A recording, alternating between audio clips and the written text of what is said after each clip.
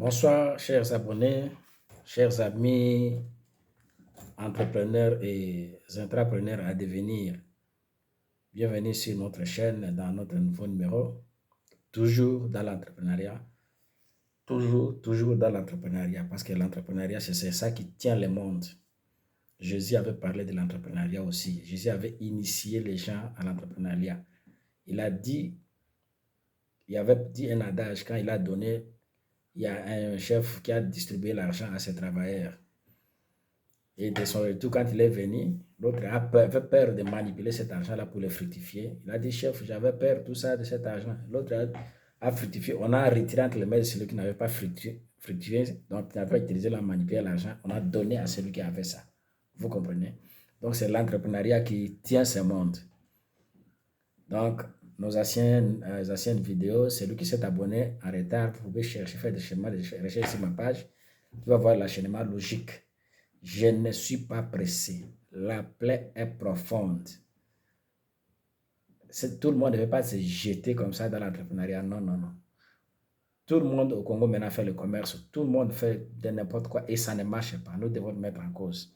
Alors là, nous sommes en train de faire notre part sur quelque chose que nous avons identifié qui constitue des blocages pour l'entrepreneuriat. C'est pourquoi nous sommes dans cette partie théorique et qui est très nécessaire à mon avis, parce que sans cela, même si on te donnait 1 million tout de suite, là, tu ne sauras quoi faire avec. Vous voyez, ça va constituer une insécurité pour toi. Alors, sans plus tarder, nous allons parler aujourd'hui des obstacles dans l'entrepreneuriat congolais.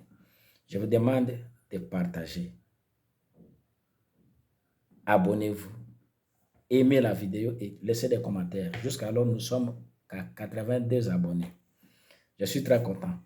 Parce que si c'était des émissions terre à terre, j'aurais beaucoup d'abonnés. Et moi-même, je m'étonne, on m'envoie des vidéos par jour, je ne sais pas. Une seule vidéo. Le roi de Bahreïn est venu à Dubaï avec un garde de corps robot. C'est plein chez moi. Notre ministre d'État, VPM, achat de l'économie, il a fait un débat en Inde, oui, mais c'est tout le monde qui partage. Ce n'est pas mauvais. Chacun doit combattre de son côté. Et partagez aussi mes vidéos. Mes vidéos sont des cours. Ce ne sont pas des événements, ce sont des leçons. Vous voyez? Ok. L'entrepreneuriat ne se porte pas bien au Congo à cause de certaines choses qu'on a pu identifier, dont nous allons parler, des obstacles dans l'entrepreneuriat congolais. Quand bien même on dit l'entrepreneuriat de la jeunesse, on veut initier les gens dans l'entrepreneuriat, tout ça, mais ces obstacles ici, tant que ces obstacles ici existent, rien ne va marcher. Ça, c'est la vérité. Qu'on ne se voile pas les faces, chers Congolais. Congolais vivant au Congo, Congolais vivant à l'étranger, chers diaspora. Les Congolais de l'Europe. Nous avons des obstacles ici au Congo qui font que notre entrepreneur n'émerge pas. Vous voyez? Ici, nous allons parler, nous avons identifié quelques obstacles. Le premier obstacle, c'est la politique. Nous n'avons pas une politique entrepreneuriale appropriée aux entrepreneurs. Qu'est-ce que je veux dire par là? Vous-même, ceux qui entreprenez, vous comprenez. Tu te lèves comme ça, une nouvelle taxe. Tu programmes, tu fais ton programme, tu budgétises, tu vas en voyage, tu rentres. Quand tu arrives au pays, on se dit non, derrière toi ici, il y avait une autre taxe. Ouf. Donc la politique générale, les entrepreneurs congolais ne sont pas protégés. Donc, à part la politique entrepreneuriale qui devait être là, mais la politique générale du pays ne permet pas aussi à l'entrepreneur de fonctionner.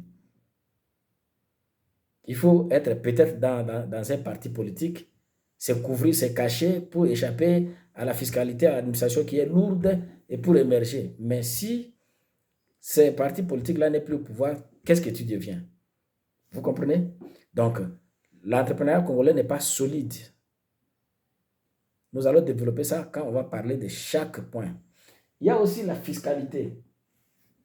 Notre système, notre fisc ne permet pas aussi à l'entrepreneur congolais d'émerger, de fonctionner normalement. Ce sont là les obstacles. Parce que quand je te parlais de l'entrepreneuriat, on va émerger, on aura beaucoup de millions, tout ça. Mais il faut que je te dise ce qui t'attend, toi qui vas entreprendre. Il faut que je te dise les difficultés que tu vas rencontrer quand tu vas entreprendre au Congo. Ce sont les difficultés-là que les entrepreneurs rencontrent aussi. Il y a des pistes de solutions que nous allons proposer après. Alors, il y a aussi l'insécurité. L'insécurité ici, j'insiste sur ça, il y a en jaune, il y a l'insécurité physique.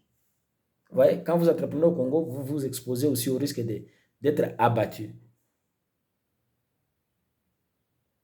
Par qui, je ne sais pas. Donc, quand on est entrepreneur au Congo, on est en insécurité. Tant mieux ne pas entreprendre. Parce que quand vous entreprenez, vous créez des problèmes. Ce sont là les contextes dans lesquels l'entrepreneuriat congolais fonctionne. Parce que quand je parlais de l'entrepreneuriat, il y en a qui disent que est-ce qu'il oublie, il dit comme s'il n'est pas congolais, et que comment il ne voit pas les taxes, il ne voit pas ça. Oui, je connais. C'est pourquoi nous allons parler de ça, pour que tu saches. Et c'est pourquoi je vous demande aussi de partager mes vidéos pour que ça aille un peu loin. Il y a aussi l'insécurité foncière. L'insécurité foncière. Ceux qui veulent entreprendre, par exemple, dans l'agriculture, dans l'industrie, dans la transformation, il faut avoir un espace pour exploiter. Mais là-bas aussi, il y a l'insécurité liée à l'administration foncière, liée à la coutume. Il y a beaucoup de choses que nous allons décortiquer au fur et à mesure. En rouge, ici en vert, il y a l'insécurité financière. L'insécurité financière. Est-ce qu'on peut accéder au financement? L'insécurité financière, même quand on vend, qu'on n'a pas le temps de rentrer et soit verser l'argent dans la banque. Cet argent-là constitue l'insécurité pour soi-même. On peut venir, on prend ça n'importe quand. Même en route, même chez vous à la maison. On peut placer son argent aussi dans des banques, soit dans des IMF. Du coup, tu te réveilles comme ça, c'est fermé. Les cas sont légion. Voilà un peu les difficultés que l'entrepreneur congolais, certes, a ça. Ce sont les difficultés dans l'entrepreneuriat congolais. Il y a, en rouge ici, il y a les difficultés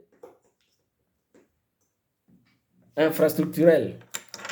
Obstacles. Les infrastructures aussi constituent l'obstacle pour l'entrepreneuriat congolais. L'infrastructure routière. Donc, alors, il y a aussi la culture. La culture constitue aussi l'obstacle. Et là, je rentre encore chez les Belges. Nous, tout Congolais devrait savoir parler, savoir manipuler toutes les 4 langues nationales. Ça constitue, ne pas savoir une ligne de langue ou 2, 3 des autres langues constitue aussi l'obstacle. Et culturel ici, quand on n'est pas habitué à ces lieux-là, c'est difficile d'entreprendre dans ces lieux-là, ou soit de pénétrer. On va vous dire, nous, chez nous, ici, c'est comme ça. Nous, là, on va décortiquer après. Et enfin, c'est l'équipement. L'équipement. Si on veut entreprendre, par exemple, dans le domaine des sports, quelqu'un qui veut créer une école, quelconque qui encadre les sportifs, une école de basketball, une école de volleyball, une école de football, tout ça. Où est-ce qu'il va acheter les équipements? Où est-ce qu'il va trouver les terrains? Ce terrain-là n'est pas conflictuel. Ça n'aura pas de problème avec la coutume. Et s'il veut prouver ça, est-ce que l'État va le faciliter pendant combien de temps pour qu'il soit en possession de ce terrain-là? Au cadastre, il va faire combien de temps? Alors, les équipements, il va trouver ça où? Comme nous, les éleveurs, les agripreneurs, on a des problèmes de semences, on a des problèmes de conservation, on a les problèmes de transformation, on a les problèmes on a les problèmes de, ouais, les équipements. Même les petites choses. C'est pourquoi je vous dis, sans l'artisanat, on ne peut pas décoller. Avant d'arriver à l'industrialisation, d'abord l'artisanat. Il est ma djembe, tu as kidogo, djembe, ma but, tout ça, tout est pas quoi et tout. Développement rural, s'il n'y a pas d'électricité, mais l'artisanat, c'est ça. Même au village là-bas, il n'y a pas d'électricité. Comment va t'allumer? Il est djembe tout, kugunja mgongo hivi, Donc, nous, on a fait la journée, nous, on a fait la case tout qui dogo. Mais nos amis sont très loin dans l'artisanat et ça booste le développement. Voilà un peu les obstacles qui constituent notre entrepreneuriat. Ces obstacles ici bloquent l'entrepreneuriat congolais d'aller de l'avant. Je ne te décourage pas, mais je voulais seulement que tu saches ce que tu veux faire là. Je t'ai parlé des millions, je t'ai parlé de ceci, mais maintenant, pose-toi des questions. Tu te poses aussi des questions, mais comment ça sera, comment voilà les difficultés qui sont devant toi, Congolais qui veut entreprendre. Et avec tout ça, pour contourner, les étrangers viennent avec de la corruption. Ils corrompent non, entre guillemets, les décideurs, ceux qui peuvent nous faciliter, ils donnent l'argent, ils s'installent, ils émergent. Mais toi, Congolais, si tu oses, tu regrettes. Tu regrettes pourquoi je me suis lancé dans cette histoire. Et on n'a pas pitié pour toi. Personne ne peut te dire félicitations. OK? Voilà. Aimez la vidéo, partagez, abonnez-vous, écoutez. Si tu n'as pas assez de mégas, tu écoutes, si ça se coupe, tu trouves les mégas, tu écoutes. Merci. Deuxième vidéo.